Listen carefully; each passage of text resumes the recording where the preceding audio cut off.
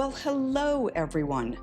My name is Tracy Young, OG tutor extraordinaire, founder of theliteracykeys.com, and most importantly, mom of a dyslexic daughter. Welcome to my podcast, where you'll discover ways to unlock your child's reading potential. I'll share tips, strategies, and war stories that have happened along the way, because everyone deserves to be able to read. So let's get started. Does your high schooler spend hours on homework that should take minutes? Are you wondering why reading is such a struggle? Then you'll definitely want to listen to this podcast and discover some steps you can take. Hi, everyone. Discovering that your child struggles to read is challenging. Finding this out when they're in high school is beyond bizarre, and I would know because that's exactly what happened to me. When my daughter was a rising junior in high school, we discovered the reason that it took her 2 hours to finish a homework assignment that others finished in 15 minutes. Well, maybe it really wasn't that dramatic, but at times it felt that way. How is this possible, you ask? It's actually more common than you think. There are many dyslexics and struggling readers that fly under the radar in school until they hit the proverbial brick wall. Wow, that is a lot of idioms tied together. These students are putting in the effort. They're doing the work. It just takes them a lot longer than it should. Their grades generally are solid, if not downright good. But they all will get to a point in which they simply can't keep up with the workload. Their reading is too slow and laborious, and there aren't enough hours in the day. Let me go into more details and start name-dropping a couple of key individuals that you want to look into. I'll link them in the show notes. In no particular order, Drs. Furnett and Brock Eide, spelled E-I-D-E. They wrote several books and coined the term stealth dyslexia. These are individuals who have adequate comprehension, so they usually go undetected for years. But they do have reading issues. In fact, I remember sitting in a CSE meeting in which the reading specialist said it was absolutely impossible for my daughter to be dyslexic because she had comprehension. But that's a separate story. The next name I want you to write down and check out is the research done by Fumiko Hoeft, H-O-E-F-T. She's a brain scientist at the University of California, San Francisco.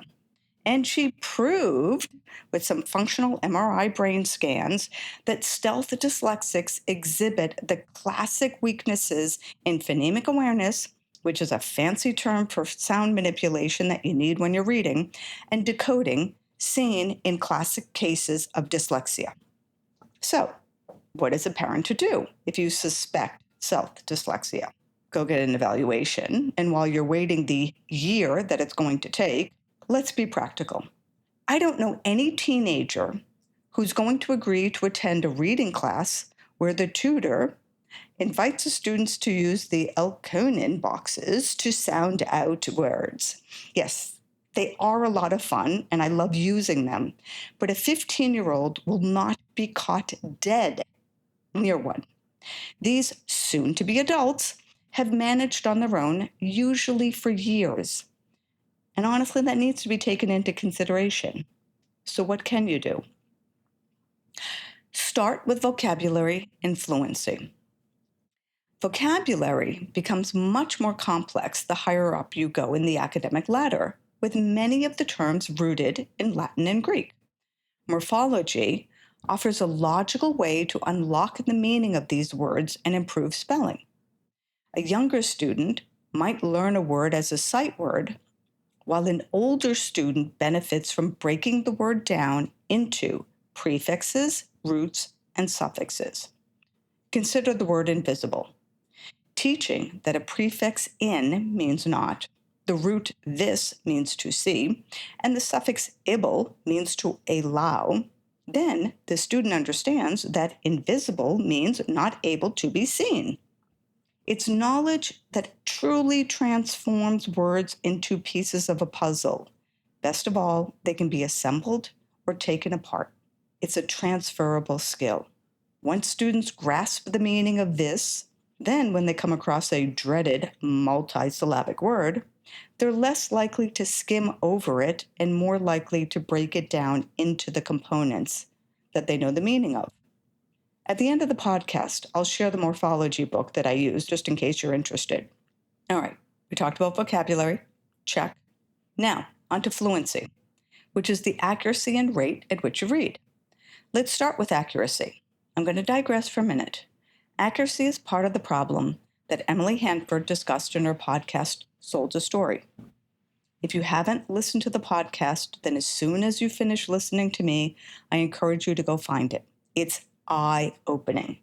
In a nutshell, too many students were taught to guess at words instead of decoding them. As a result, we have an entire generation that skims and substitutes words instead of decoding them. Emily has been writing about this issue for years. Keyword, writing. But when she created the podcast, it gained traction and really took off. I do find it rather ironic that it took a podcast to shed light on reading problems, but I digress. The bottom line is you can't be a strong reader if you're not reading the words. How do you know if your child is reading the words accurately? You have them read out loud and you follow along with a second copy of the text. You'll quickly figure out if they're reading what you think they're reading. That was accuracy. Now let's move on to rate. In order for comprehension not to be affected, you need to read at a certain speed, basically the speed at which you speak. Below that rate, your comprehension turns to mush. Try saying a sentence with a 3-second pause between each word. It sounds ridiculous. Let me demonstrate.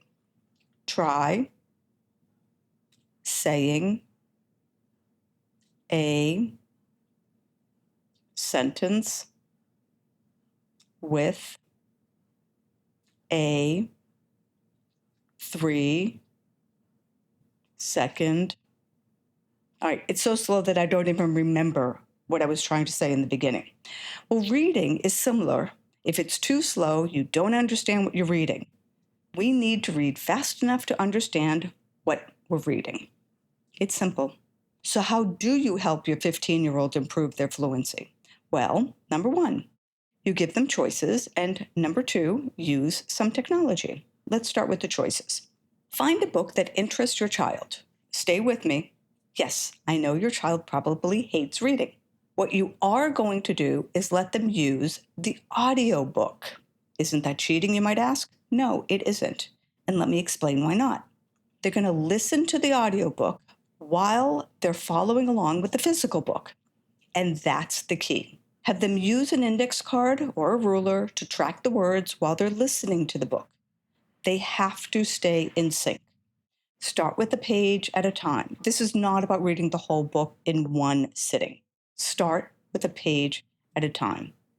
10 minutes a day will make a difference over time. If you figure in 1 month, 10 minutes a day will become 300 minutes. The key is to start small, build slowly, and keep going. Think of it as a muscle that needs to be built. Okay, yeah, I know, it really isn't a muscle, but you get my point.